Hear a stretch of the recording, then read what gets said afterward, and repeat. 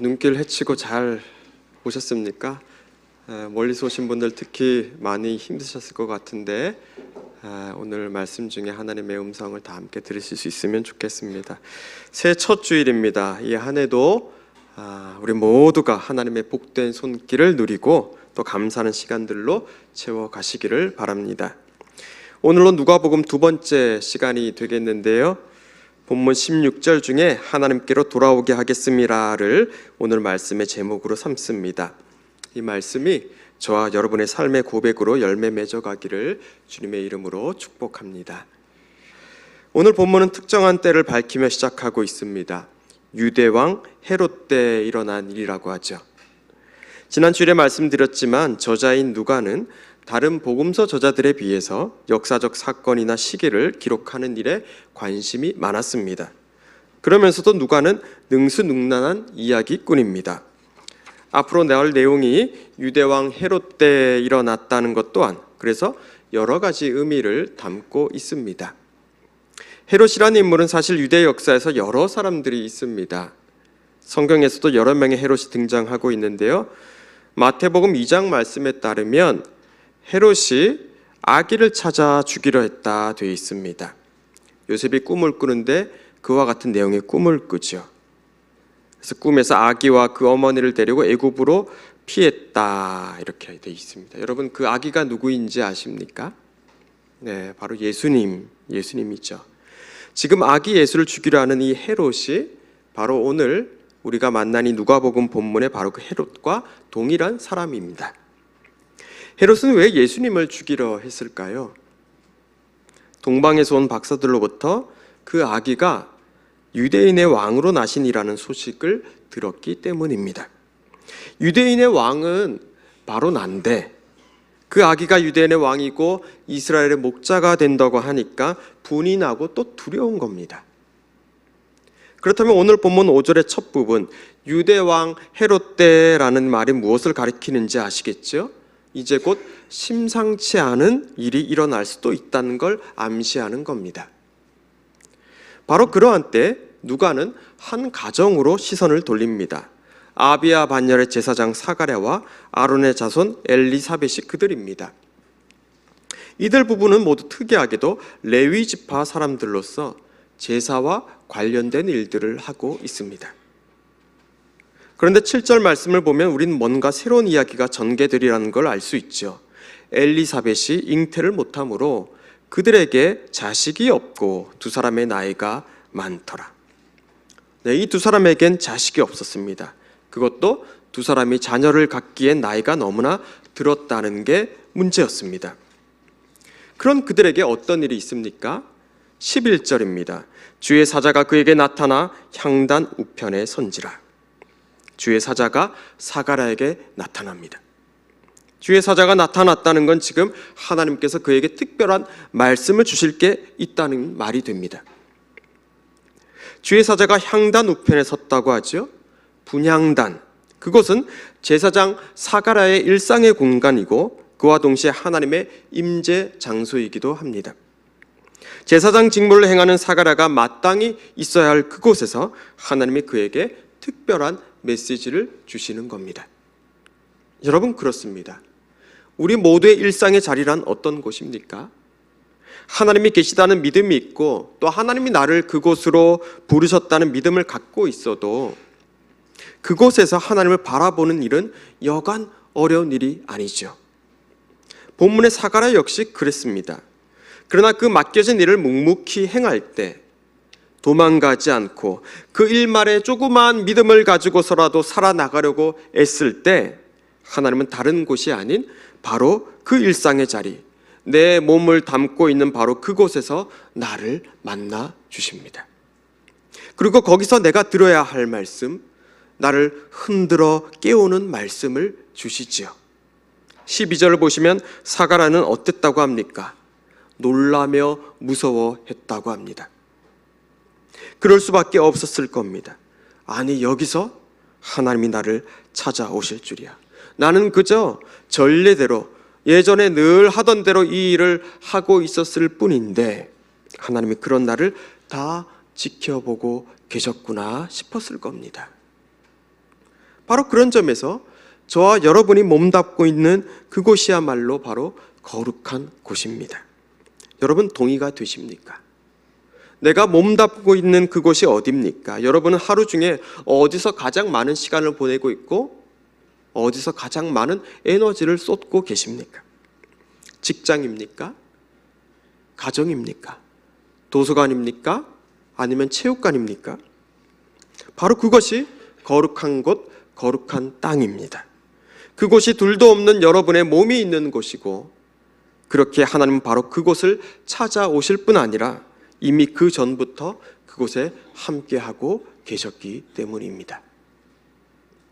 주의 사자가 놀라며 무서워하고 있는 사가랴에게 다음과 같이 말하지요. 13절입니다.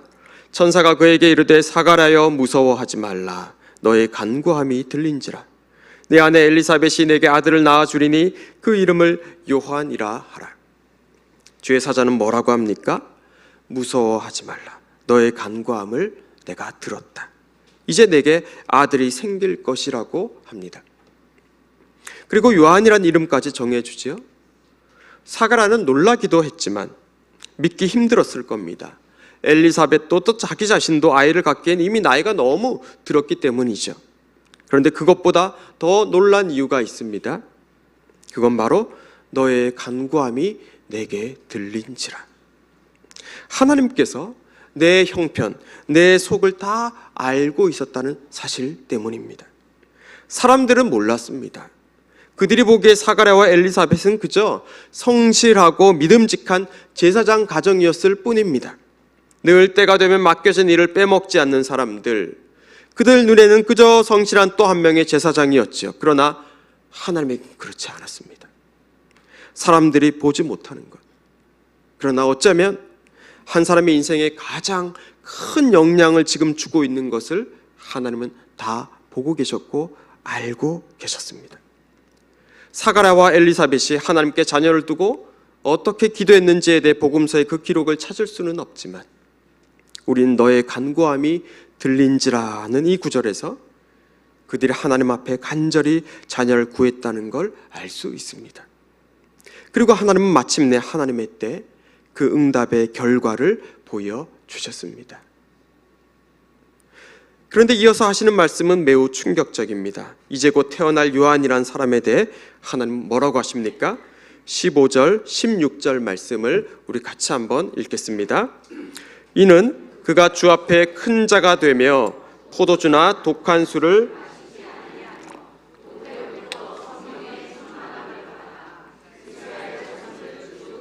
그들의 하나님께로 많이 돌아오게 하겠습니다. 자, 여기 우리가 주목할 부분이 있습니다. 그건 요한이 모태로부터 성령의 충만함을 받았다는 대목입니다. 요한은 이미 태어났을 때부터 성령이 충만한 사람이었습니다. 하나님의 영이 그를 모태에서부터 자라나게 했을 뿐 아니라 그 이후로도 성령이 이끄심을 따라 사는 인생을 살 거라는 거죠. 하나님께서 이처럼 요한을 특별하게 이끌어 가신 이유가 무엇입니까? 이스라엘 자손을 그들의 주, 곧 그들의 하나님께로 많이 돌아오게 하기 위함이었습니다. 이처럼 요한의 출생에는 하나님의 분명한 목적이 있었습니다. 17절의 말씀, 그가 주 앞에 먼저 와서 아버지의 마음을 자식에게 거스르는 자를 의인의 슬기에 돌아오게 하고 주를 위하여 세운 백성을 준비하리라는 말씀도 그와 같은 의미의 말씀입니다. 이스라엘 자손을 하나님께 돌아오게 하겠다는 것, 주를 위하여 세운 백성을 내가 준비한다는 것이 하나님께는 너무도 중요한 문제였다는 걸 알 수 있는 대목입니다. 도대체 당시 이스라엘 자손들이 어떠했길래 하나님은 이와 같은 말씀을 하시는 걸까요? 이 책의 저자 누가는 지금 벌어지고 있는 이 일들이 언제 일어났다고 했습니까? 우리 같이 읽었죠? 5절 말씀, 유대왕 헤롯 때입니다. 그는 유대 출신의 왕이지만 실상은 로마 정부의 속국으로 전락한 이스라엘의 총독 정도였다고 보는 게 더 정확할 겁니다. 그런 헤롯을 유대 왕으로, 우리의 왕으로 인정한다는 것은 이스라엘 백성들에게도 더욱이 제사장인 사가랴에겐 사실 내키지 않은 일이었을 겁니다. 오늘 본문 중 10절에서 우리는 백성들의 모습을 볼 수가 있죠. 모든 백성은 그 분향하는 시간에 밖에서 기도하더니, 백성들은 전례를 따라 분향 제물을 바치고 있는 사가랴를 기도하면서 기다리고 있습니다. 여러분 한번 이 광경을 떠올려 보십시오. 한번 머릿속에 그려 보십시오. 저들은 어떤 생각을 가지고 또 무슨 기도를 드리고 있었겠습니까? 그들은 기도는 하지만, 전례와 같이 제사장을 기다리며 서 있기는 하지만 어딘가 불안해하고 있었을 겁니다.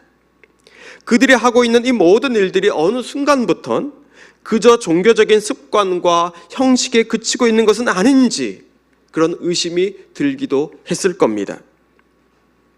그토록 기다리던 메시아는 오지 않고 있습니다.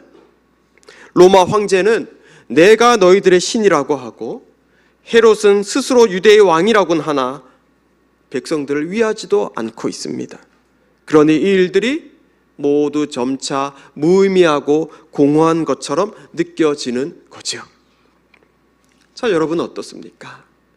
이 백성들의 생각, 이 백성들의 상황에 여러분 공감이 되시지 않습니까? 우리도 많이 듣지 않습니까? 여기저기서 한국교회 위기, 한국교회가 위기다라는 말을 합니다. 그 이야기가 나온 지도 벌써 한참 됐지요.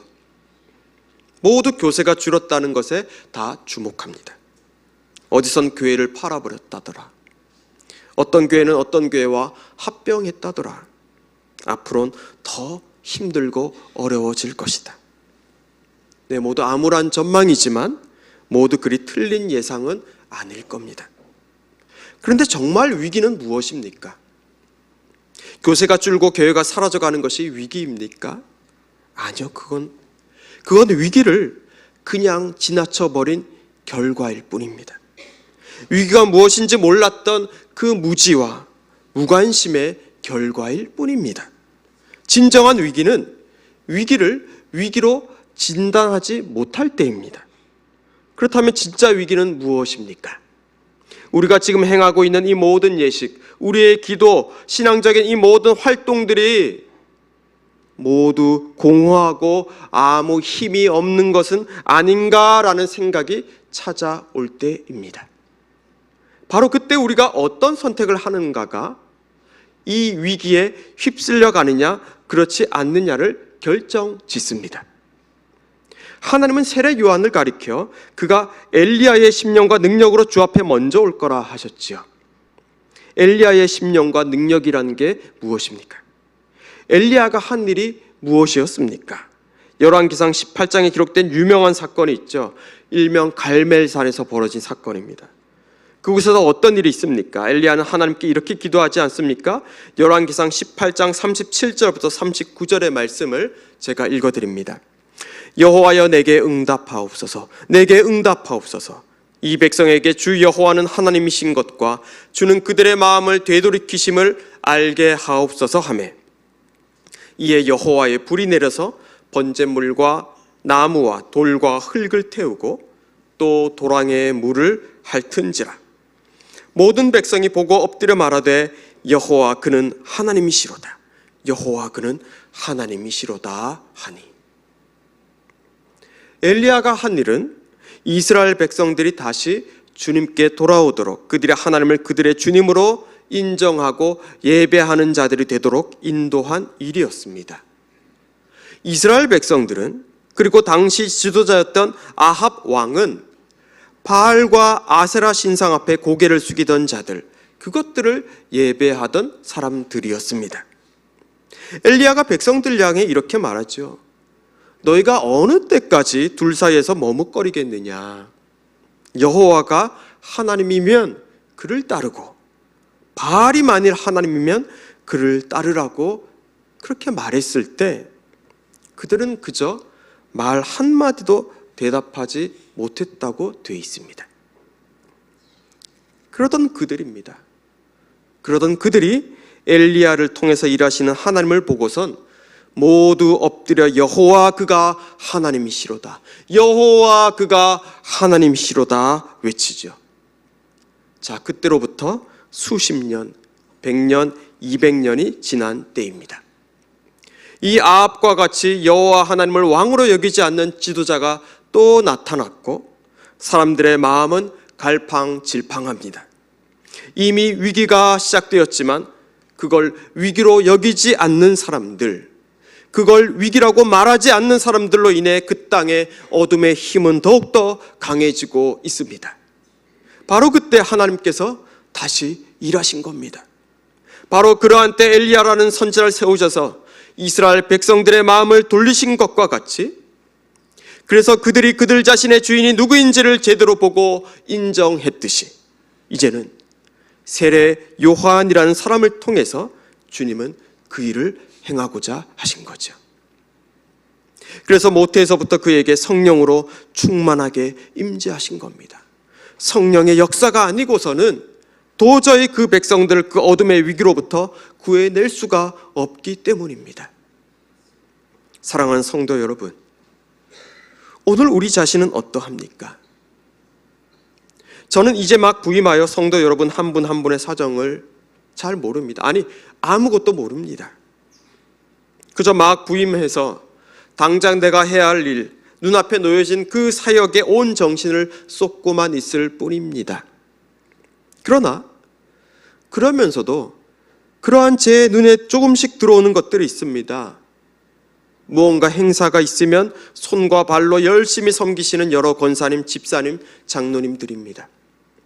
그리고 또 하나 눈에 들어오는 것은 새벽에, 또 수요일에, 금요일 저녁에 회행안이 비어있는 자리들입니다.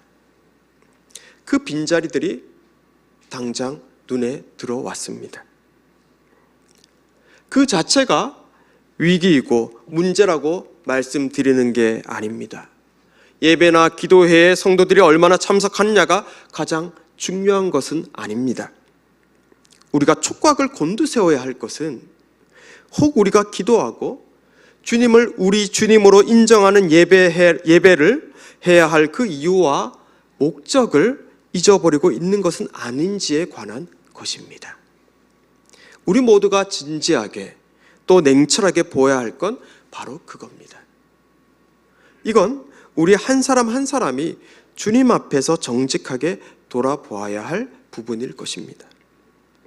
기도한다는 것, 하나님을 예배한다는 것이 나에게 주님의 은혜를 구하는 기쁜 일인지 아니면 나에게 어느덧 공허한 일이 되어버렸는지 말입니다.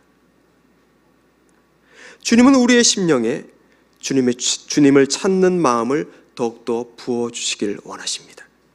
우리 심령을 가난하게 하셔서 주님을 찾지 않고는 되지 않도록 말입니다. 하나님은 그 일을 결코 포기하시지 않습니다. 그 옛날 우상들의 마음이 빼앗겨 있던 사람들에게 엘리야를 보내 그들의 마음을 주님께 돌려놓으신 것처럼, 또 유대왕 헤롯 시절 무기력하게 예배하던 사람들에게 모태로부터 성령 충만한 세례 요한을 보내셨듯이, 그리하여 그들이 마침내 세례 요한을 통해 오실 메시아를 기다렸듯이 오늘 주님은 성령 안에서 우리의 심령을 다시 주님께로 인도하실 것입니다. 이스라엘 자손을 주 곧 그들의 하나님께로 많이 돌아오게 하겠습니다. 이것은 하나님의 바람이고 하나님의 기대하심입니다. 이 하나님의 바람, 이 하나님의 기대가 오늘 저와 여러분, 우리 당산동 교회에서부터 이루어지기를 주님의 이름으로 축원합니다. 하나님에게 가장 중요한 것은 주의 자녀들이 하나님께 다시 돌아와 하나님이 주시는 기쁨과 평안을 누리는 것임을 다시 확인합니다. 그 옛날 엘리야를 보내셔서 또 세례 요한을 통해서 흩어졌던 주의 백성들의 마음을 다시 주님께로 돌아오게 하셨던 하나님, 오늘도 주님은 우리의 마음을 성령 안에서 주장하고 계신 줄 믿습니다. 주님의 그 초청, 그 부름, 그 인도하심 앞에 우리가 믿음으로, 감사함으로, 어린아이와 같이 설레는 마음으로 응답하겠습니다. 이 새해에는 더 자주, 더 많이 간절히 주님을 찾고 의지하는 우리 모두가 되게 해 주십시오. 예수님 이름으로 기도합니다. 아멘.